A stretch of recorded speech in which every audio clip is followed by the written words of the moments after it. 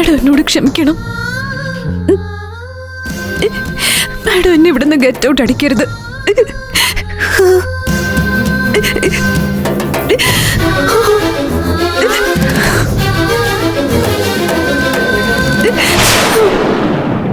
ഞാൻ എന്തിനാ മോളെ നിന്നെ ഗെറ്റ് ഔട്ട് അടിക്കുന്നത്?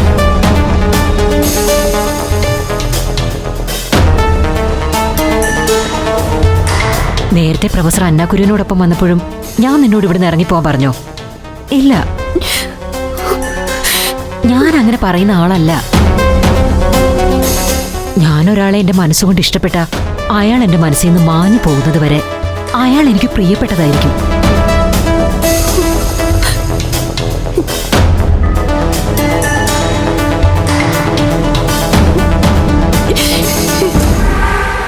കരയണ്ട നീ.